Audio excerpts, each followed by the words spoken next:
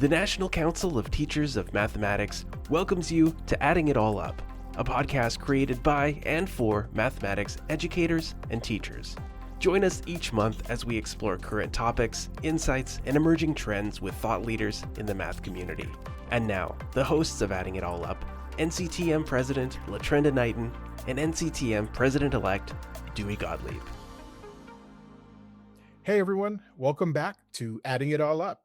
We're really happy to have you here joining us today. It's going to be a fun conversation. We know this is a busy time of year, so we appreciate you taking a few moments to have this conversation with summer coming up. But it's also an exhausting time of the year, kind of trying to wrap up the school year and all that entails. So we're excited about today's conversation to give you some ideas to help you get through the end of the school year. Last month, I had an opportunity to visit with a number of districts in the greater Seattle area and the greater Orlando area. And one of the things that really stood out to me from those conversations was how much of a difference it makes when administrators and their math teachers feel that they're aligned in the work that they're trying to do and the goals they're trying to accomplish. Math classrooms today, they can look very different from not only other content areas, but also from many of our administrators' own personal experiences with mathematics. Thinking about some of the big goals we have for our students and the learning opportunities we want to provide so that they can realize those goals. In mathematics classrooms, we should see students talking about their ideas and engage in rich problem solving tasks. And when I was a high school math teacher, my entire math department wanted to be more innovative with our instruction. I was really fortunate to be part of a team and a department chair who led us in that direction. And the amazing part of it was our principal was super supportive. He didn't necessarily understand what we were trying to do when we proposed these ideas to him, but he believed in us and he supported us to do that work. We are fortunate to have that. And that's kind of going to be the theme of today's conversation. Of how can we look at some examples of how administrators and math teachers in their own schools, they are aligned in their vision and supporting each other. Thank you, Dewey, for that. And you gave a great example of having an administrator who actually felt comfortable trusting his teachers so that he knew that you had the best interests of your students in mind. And so, in my experience as a teacher and as a coach and as a supervisor, I find that when the administrators really have that big view, that big perspective about what's the most important thing, thinking about putting the student first, looking at that big picture, and thinking about those experiences that students are having.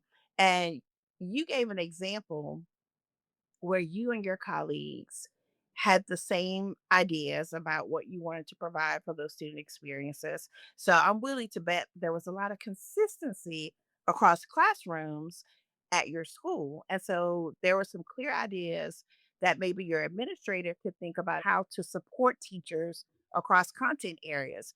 Well, we know, as you said, that probably is in some instances the exception, and so I find that when we have an open dialogue, we have opportunities for those conversations and we think about the big picture, it really gives us an opportunity to make sure that all students have a better opportunity of having that effective and high qualified mathematics experience. When I think about my teaching career, when I shifted from the classroom to work at the district level, it was the first time that on a daily basis, I was expected to work with administrators. And one of the administrators who comes to mind is Mrs. Lumora.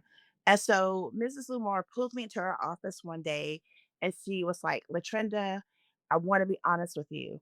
I've never taught math and I really don't understand the types of things that you guys are telling us that you want our teachers to do. I believe you because I trust you.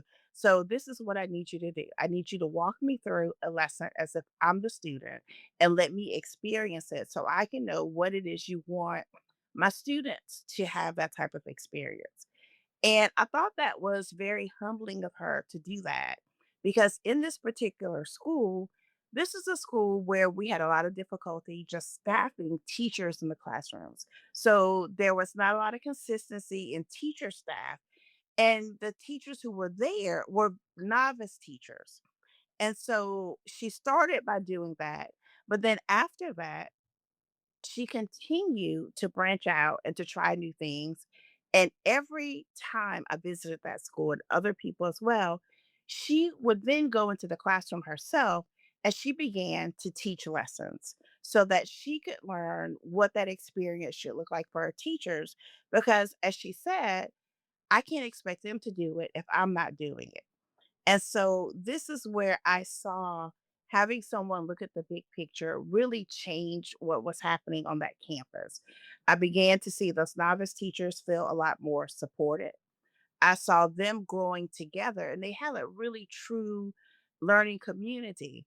And so when people think about the big picture and maybe thinking about the perspective of what is happening across all the classrooms, you really have an opportunity to strengthen that experience I see for all students, but also to encourage that collaboration among staff. So I always think about how I saw her model that, and I would often share that with, like, a new administrator that I would start to work with throughout those, years that I've served in that capacity, and give them some ideas or suggestions of how they can adapt models like that to support their teachers and support their students. Yeah, that's a really good example, Latrenda. And one of the things that you were kind of making me think about is just that relationship between the administrators and the teachers. And there needs to be that kind of trust and a two-way thing that's going on. It provides opportunities for teachers to start welcoming visitors into their classroom, having their peers observe, which is not a comfortable situation. That's something that when I've experienced it, I was talking about when I was teaching at the Pearl City High School, and we started doing that.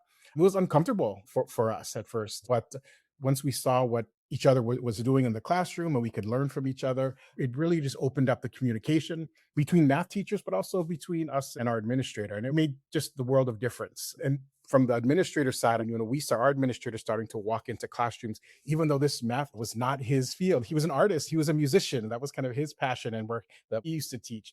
So he walked into this math classroom. He appreciated what we were trying to do and started to realize, hey, when I walk into a math classroom, maybe these are the things I should be looking for. This is what I should hear as kids saying or trying to say at least, and made everybody feel more comfortable with what we were trying to accomplish. And just like I said, it really made the world of difference for us to move forward in that direction. That's a perfect example, Dewey, and I'm gonna build on that because as you mentioned how your administrator didn't have the comfort level at the beginning because that wasn't his area of choice that he really has spent a lot of time maybe teaching. And they used to spend a lot of time teaching, and that was his passion. But he was cognizant of the fact that you have to change what happens when I observe in these classrooms. And so those are the types of things we're looking for is how do we change that culture? Of what's happening in the math classroom. Because a lot of times, some people have not been in a math classroom since the last time they were the student. And so they're expecting, okay, this is what it should be. And hopefully that's not what they're seeing, especially if they have been in school in the way back days like I was or whatever, that they're not seeing that. And so they approach it differently. So it's not, I have this list of things that I'm looking for. So they're focusing on that student first. So thinking about what's that student experience, asking questions, finding out if the students are actually talking about their thinking. And then afterwards, not just having a conversation with the teachers where, okay, you hit this indicator, you hit this indicator, but you didn't hit this one. Let's talk about what's working. Let's talk about maybe what's not working. And what are some things that maybe I can do or we can do together to support you in the work that you're doing. And so this way, things are more visible. You have open dialogue between teachers and administrators. You're building that trust. And more importantly, you're building relationships because that's what we do at the end of the day. It's about having those relationships that are positive so that we are working together. Administrators have the role that they have to support, they have different things and different demands that are on their time. Teachers do as well. But I do believe that we can all work together to change the culture of how we teach and how we see math in a school so that we really are thinking about that student focus. And so it really helps us all grow, I believe, as thinkers of mathematics. So I am really excited about today's conversation because we have some wonderful guests here, and they're really going to help us dig into this and share some tips, some guidance, and some things from their experience as to what this looks like when you put these things into practice. How do we help administrators and math teachers really work together and support strong, effective mathematics teaching and make sure that our students are experiencing meaningful learning opportunities in the math classroom? So, Jen and Chad, thank you for joining us. And so, we're going to ask you to introduce yourselves to our listeners. And we'll start with Jen, and then Chad will follow. First, thank you so much for having us on. We're super excited to talk to you guys today. My name is Jen Reeder. I've been a math teacher for 26 years. I'm wrapping up year 26 right now. I've been in Loudoun County, Virginia the entire time and in middle school the entire time. And actually with eighth grade the entire time. And I love it. I still love going to work every day and I love being in the classroom. And it's funny to hear you talk about like how teaching, how math looked back when we were in school and just the change I've seen in the math classroom in the 26 years I've been an educator. It's changed so much and it's been fun to kind of keep changing. And I still feel young being with 13-year-olds all day. Hi, everybody. Again, yeah, thanks for having us on. This is a joy to talk about math and math learning for kids across our country. My name is Chad O'Brien. I have served for the last 22 years as an educator, not quite as long as Jen. I'm catching up. I have been a middle school and high school math teacher, primarily at the middle school level, but time at the high school too. I was a high school department chair, a middle school dean, a middle school assistant principal, and a middle school principal. And recently, I have joined a central office, which I said I would never do. Of course, I also said I never would leave teaching. I loved teaching. It is the most positive, rewarding job, but I've loved all of my roles. And currently, I serve in our human resource and talent development department for the school division in the talent development department that serves the growth and development of all employees, and my area is performance management. So when you talk about feedback from administrators and supporting our teachers and giving them what they need to be the best that they can be for our kids, this is hitting all of my joy and passion. So excited to talk with Jen and you all. Awesome. Thanks so much, Jen and Chad. We really appreciate you for being here. Chad, how has your math background, shape the way you support math teaching and learning in your role as a school administrator, or even as your role as a district administrator as well? And along with your own personal experiences, your background that helps you to support math teachers, what advice would you give to administrators who may not feel as confident being a math instructional leader in their school? Yeah. Well, I would say initially there's a comfortability with math because that's what I just left the classroom doing.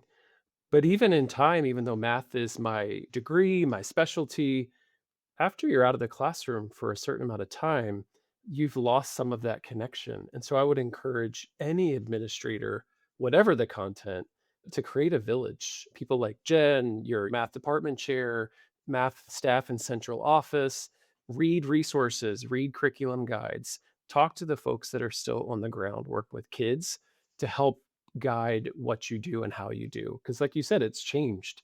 It's changed so much. When I first started teaching, it was still very algorithmic and sit and get.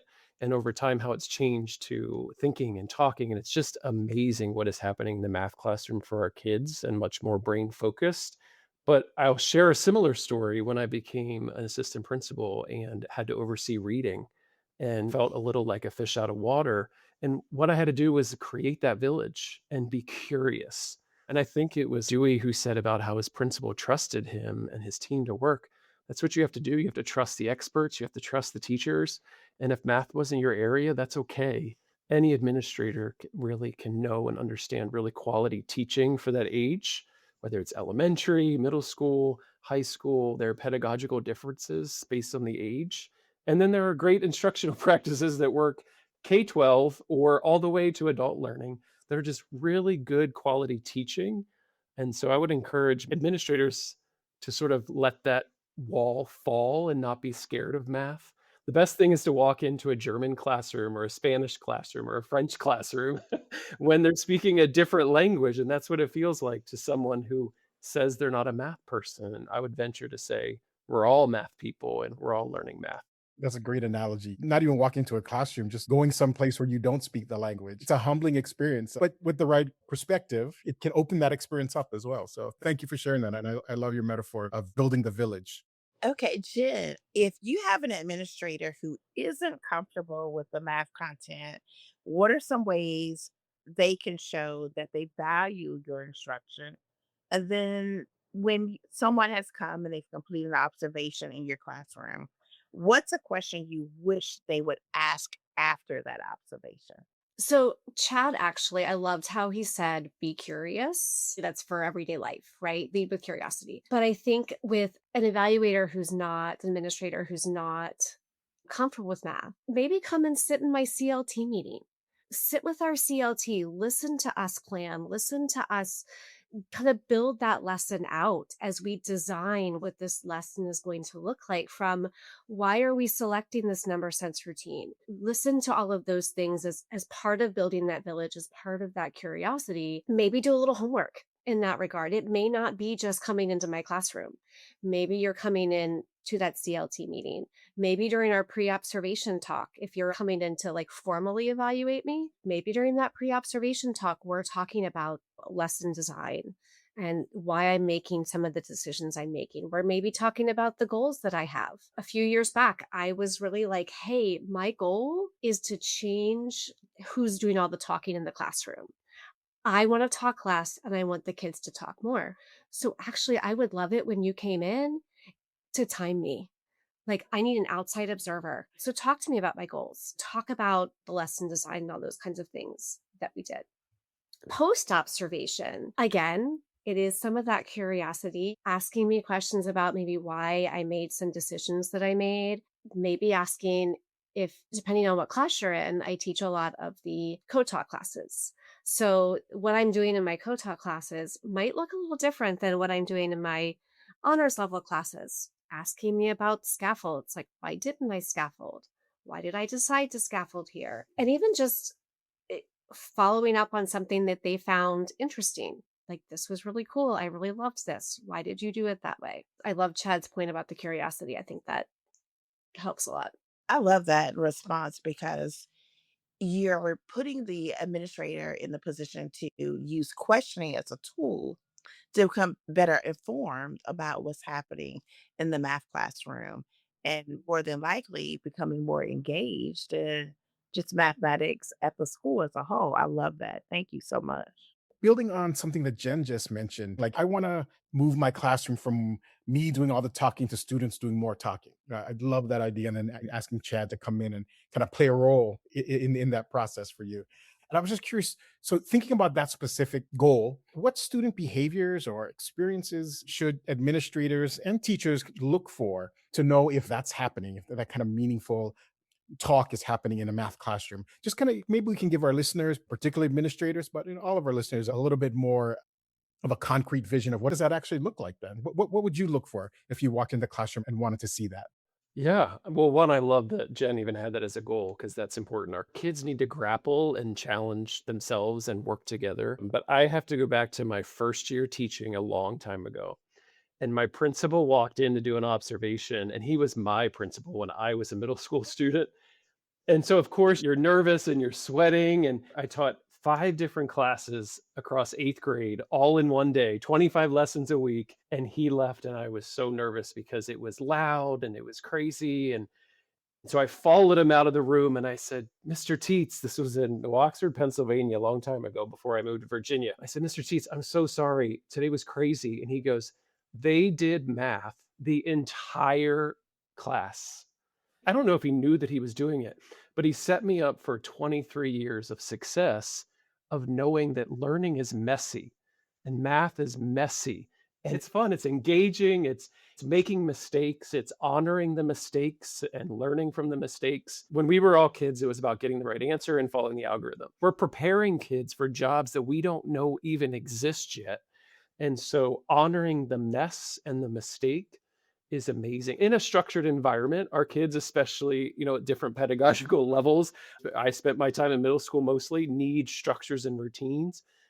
But there has to be that ability to talk to each other, collaborate, How did you do that? Why did you do that? Tell me how you solved that. Like, why did you think that? Like all these questions. And kids say it in the best way. If anybody's gonna tell you the truth, it's a middle school kid or or a kindergartner. Kindergartner will always tell you the truth.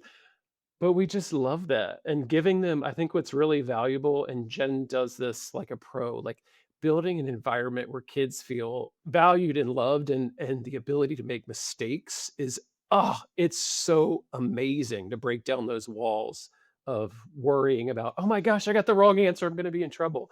And guess what? Nobody cares if you got the wrong answer because your thinking was amazing. I probably went crazy off topic, Dewey, but I just am so impassioned by what kids experience. That's exactly it, though. The classroom, it can get loud, but it's kids questioning, it's kids, like you said, asking each other, how did you solve that? It's making their thinking visible, right? I teach geometry right now as one of the courses, and I will actually call Chad sometimes and be like, oh my God, they solved this problem like three different ways. And then we had a conversation about it. And I default to algebra because I taught it for so long. And they don't because they've only done it for a year. And they come up with some of the most elegant solutions because of that. And they're talking about it, they're explaining it, they're putting that out there in the classroom, not me. And so when an administrator comes in and sees that, it's my kids grouped together at tables, right? It's them talking to each other and then talking to me. It's debates. One of my favorite things in the classroom is them debating and then calling me over to be like the judge, right? They're like, Miss Reader, I got this. He thinks that. I'm like, talk to me. Tell me, what are you thinking? Lay it out for me. What's going on? I love being the debate settler. And then, of course, they're eighth graders. So I'm like, I agree with this one. They're like, yeah, they get all excited. You guys asked about administrators that may not be comfortable. Well, a lot of our kids aren't comfortable, and so I didn't mention I'd love to highlight here, as an administrator going into a math classroom, I wanna see access points for all learners. Walking into classrooms and seeing number sense routines, what doesn't fit, what doesn't belong, guesstimations, just really allowing students to, before you get into the lesson of the day and some direct instruction and some collaboration, like really allowing them to access. There's pictures of blocks on the board. Tell me what you see that could lead into patterns and functions. Or there's many examples that we could give of just breaking down those walls for kids so they do feel comfortable. It's just a really powerful thing that as an administrator, I like seeing in class every lesson that I visited. Oh, that's fantastic. I'm smiling listening to both of you share, not just your perspectives, but the experiences. I absolutely love it. You're also painting a picture for us, for all of us, about a mathematics classroom that doesn't represent what probably most of us experienced when we were in school with mathematics. And just this idea of giving kids an opportunity, to feel in math class that mathematics isn't just for, hey, the kids who can do it the fastest or the ones who raise their hand all the time and want to give the right answer. Well, I'm like, wait a minute, I'm not even done thinking about the question. So I'm excited that you guys don't only appreciate, but provide opportunities to do that in your classroom. So thanks for sharing these concrete ideas. I really think that helps our listeners to envision what could be.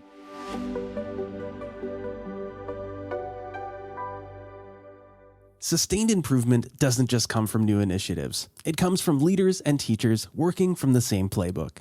At the NCTM 2026 Annual Meeting and Exposition, October 28th to 31st in Denver, discover how your team can align work across schools so decisions, instruction, and support can stay in sync, including what strong math instruction looks like across classrooms, how key parts of your instruction system connect, and how to move from ideas to consistent implementation district-wide. Learn more and register today at nctm.org/Denver 2026. Special group registration discounts are available. Well, I'm going to go out on a limb somewhat, but I think most people on this podcast will agree that the four of us, we are very passionate about teaching math. We do a lot of thinking about what is effective, not just thinking, oh, I want to have good scores or I want my students to get a good grade. You're really thinking about what makes that experience a positive experience and a productive experience for students. And so while we're all passionate, and at different times I've heard both of you, Jen and Chad, talk about you going to other sources and resources to enrich what you're doing in the classroom just to support what you're doing. But the reality is that every teacher probably doesn't feel empowered to do that, or maybe doesn't even know to do that. So that means we have to think about how do we support teachers with those professional learning experiences. And specifically, my question is, what does meaningful professional learning look like for math teachers? And I say this because a lot of times, and not any fault of their own, it's only because maybe they've been told that some administrators use a one size fits all approach for professional learning for teachers. And so there's some things we need to do in a math classroom to support a math teacher's professional learning that might be a little bit different than maybe what you're doing in another content area. So, what could that look like to be meaningful professional learning for math teachers? And what would you like to see an administrator do to support that? This is a great question, by the way, as we're coming up on some professional learning in our own building. So I have a couple of ideas here. One is, most math teachers that I know teach at least two preps, and mine are very, very different. I'm teaching pre algebra in a co taught setting, and I'm teaching high school geometry to eighth graders. So totally opposite ends of the spectrum, and the content is very, very different. So part of it is I really need some time with my CLT to do a deep dive into the content and really talk with each other, because honestly, I work with some amazing, amazing people who had these great ideas. And one of my colleagues and I, we use building thinking classrooms, and our sixth grade team uses math workshop model, and just time to sit down with the experts in my own building and have those conversations about, like, how can I thin slice this for my building thinking classrooms? Are you using the navigation tool? And what are you going to put on that? And, ooh, but are you going to do a workshop model? Because I'm in my sped room, I have a co-teacher, and I really feel like small group pullout's going to be better. And just really having that time to sit down, even if there's like an instructional coach in your building who might join. And so there's just some very math specific, like I said, building thinking classrooms, math workshops, things that we do. And time's always our greatest gift, right? Time is always our greatest gift.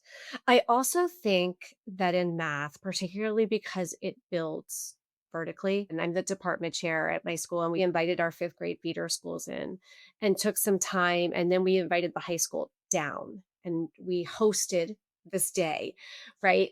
To really, really vertically align ourselves with what are some skills, elementary school through high school, that are kind of the through lines to our content. Where are we really seeing that, hey, I taught this in sixth grade, but my algebra teachers are saying they don't know how to do fractions.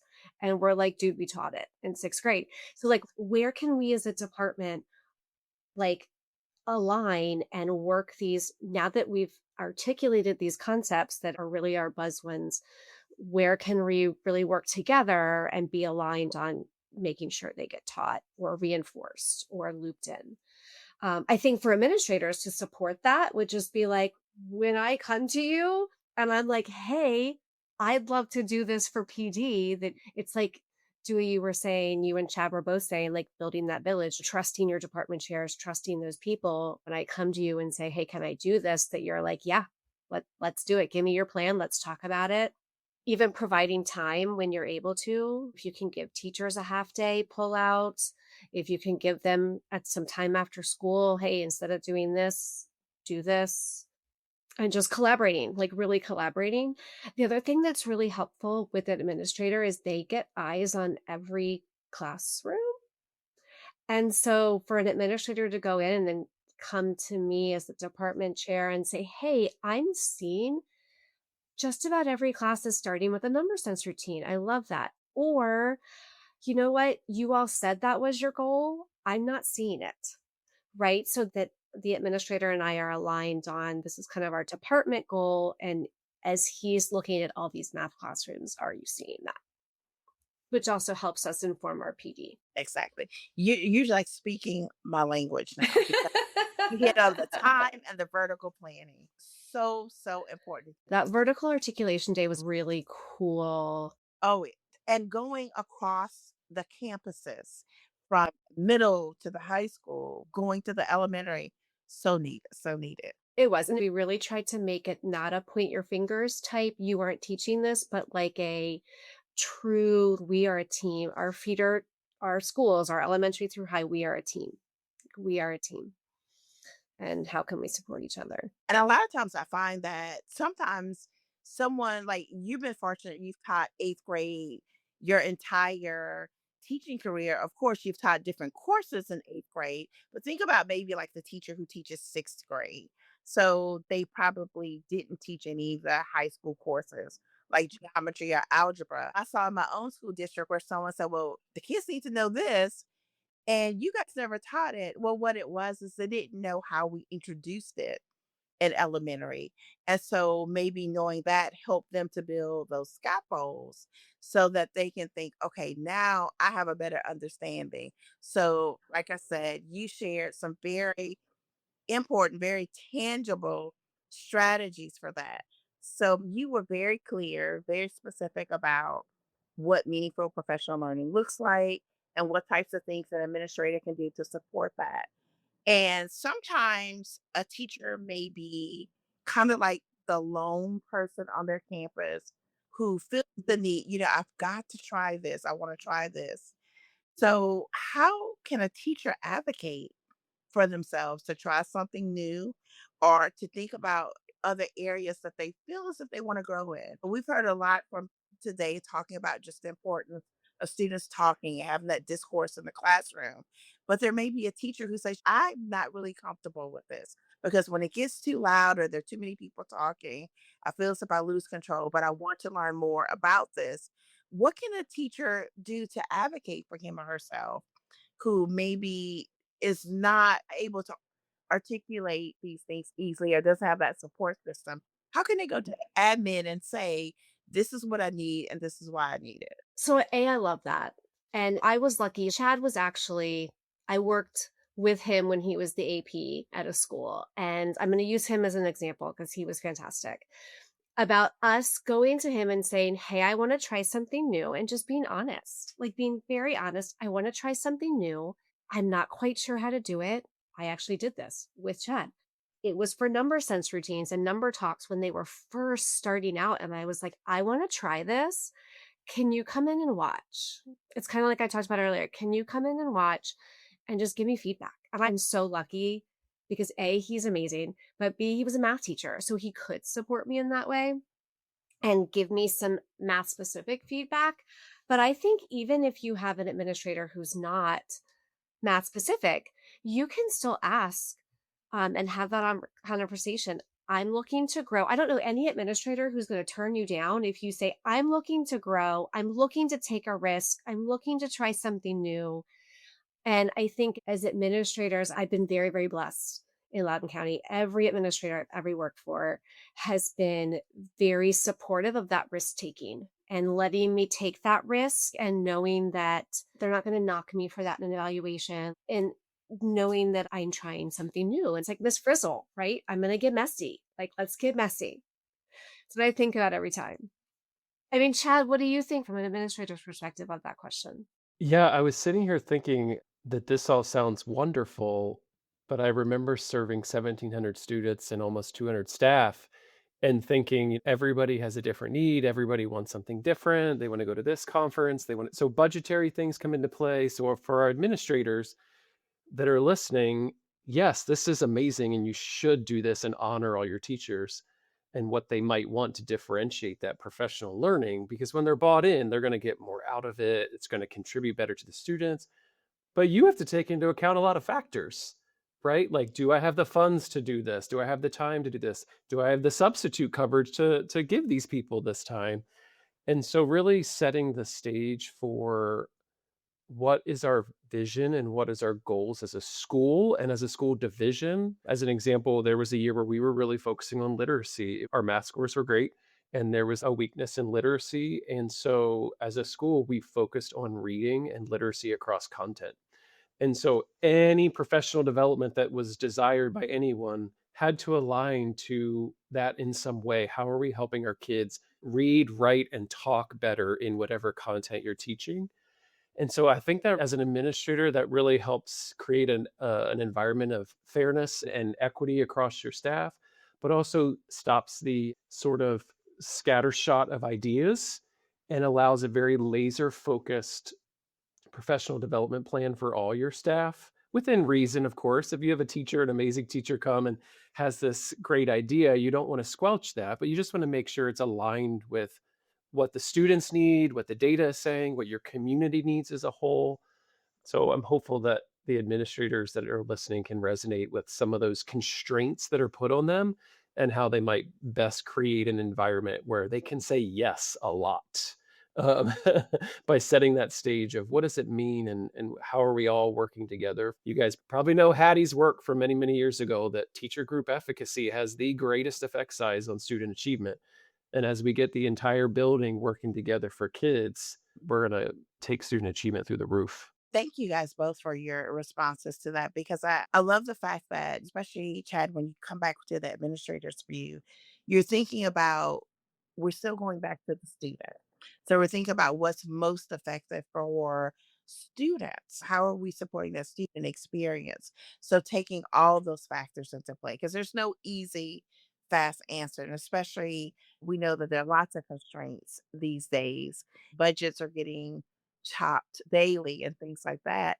But thinking about teachers advocating, I love the example of come to my classroom and watch this and see what happens. And then maybe we can think about if we replicate this across our entire school community, how is this effective? How would this affect students? So I think those are very concrete suggestions to support people who are struggling with those ideas because we have novice teachers and novice administrators every day. So I think a lot of our listeners really appreciate those responses. One of the really powerful things I think that's coming out of this conversation is you're talking about some very tangible ideas about some instruction as well as the learning experiences you want students to have in a math classroom. One other idea that I think is a challenge for people to conceptualize and actually see in the classroom is this idea of productive struggle. So kind of just thinking about your experiences or your hopes of how you try to address it. When we think about students engaged in the types of tasks, Jen, that you were talking about, for example, that's going to get messy. And a lot of times in that messiness, you might see students engaged in a task and they're stuck, right? So, from an administrator's perspective, but also from a teacher's perspective, how do you distinguish between this notion of what productive struggle is, that experience you want students to have, as well as these moments when, hey, I might need to step in here. Students might need some support to move them along. In teachers' best interest, keeping students' best interest in mind, teachers want to jump in and kind of save them, right? So, just from your experience, both as a teacher, an administrator, observer, when you see students engage in that in the classroom, what would you want to see in that moment? One, I just love to see the productive struggle. So that's the first step rather than the giving of the answers, right? The placing of the information in the head is allowing the students to make those connections. And everyone's going to have their own little ideas of things to remember. But I led life and as an administrator with some questions, and they weren't always overt, but I would want to know, like, what are you doing and what made you do that? See what the kids say. You'd say, like, is the teacher jumping in right away? Why? What was your reasoning for trying that? Have you talked to a friend? Have you checked resources like notes or online or Desmos or a calculator or the student beside you? What resources have you used to get through the struggle and honoring that struggle because life can be hard and it only gets harder. And so I think while math is so valuable, and we will sit here and say how much we all love it because we do, math is a tool to allow us to be better thinkers and better communicators and better collaborators. And so, how did you know if that worked? And then what would you do if it doesn't work? So hearing teachers ask those questions rather than turn to page 4, the answer 6. Really guiding them through almost like the scientific method back when we were children, right? Like guiding them through how do you critically go through a problem, feel that frustration and want to quit and want to give up and want to say, Mrs. Reader, I need you. And be able to go, nope, I know what I can do. I can look it up online on my book. I can ask my student beside me. I can write out ideas. I could try it 6 different ways and work through that process.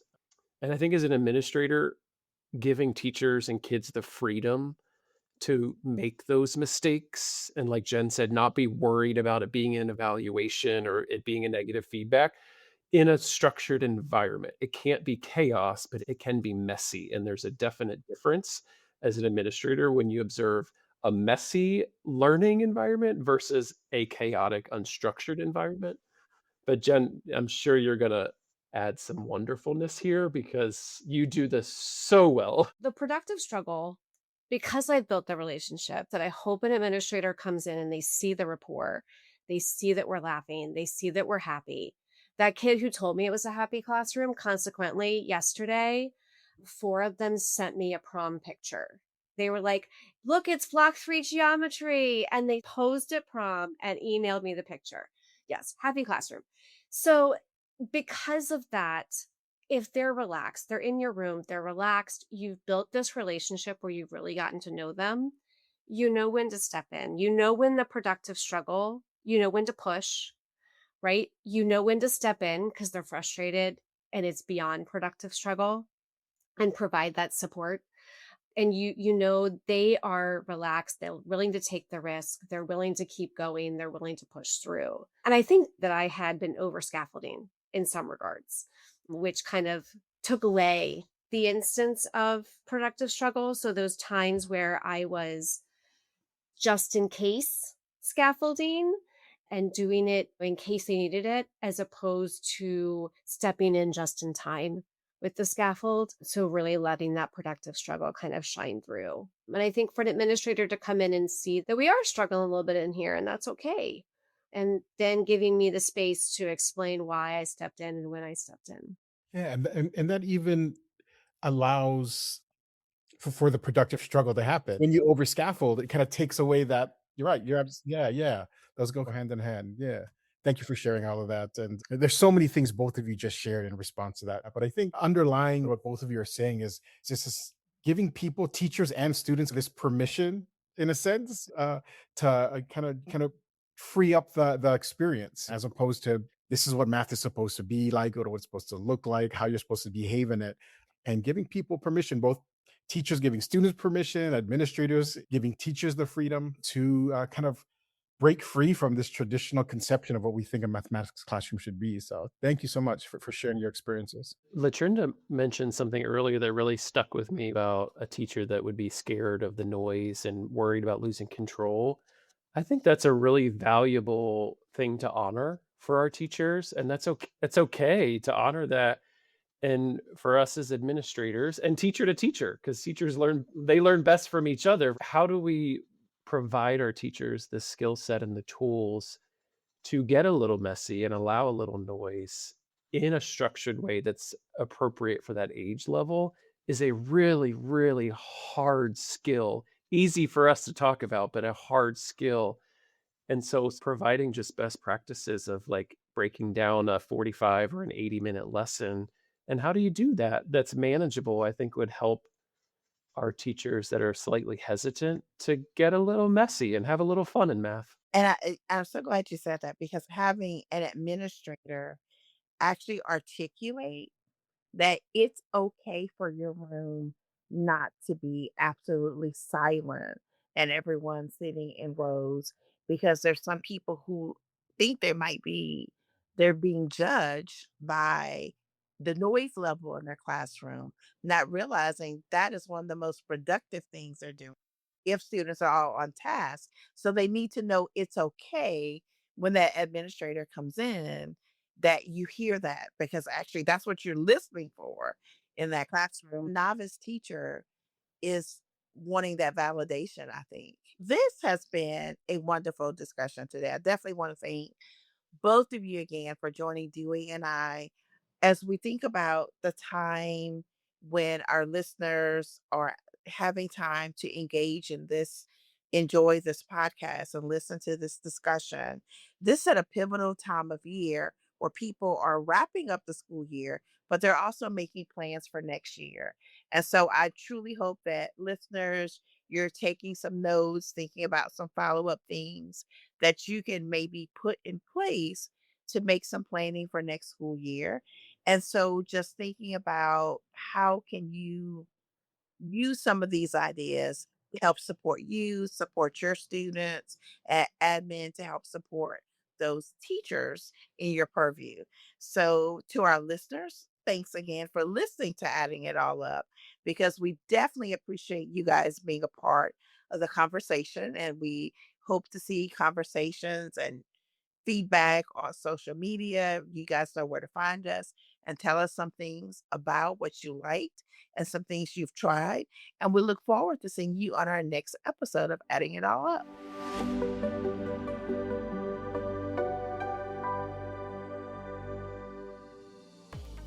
Thank you for listening to this episode of Adding It All Up. At NCTM, we strive to bring you the biggest topics happening in mathematics. Join us next month for another exciting discussion.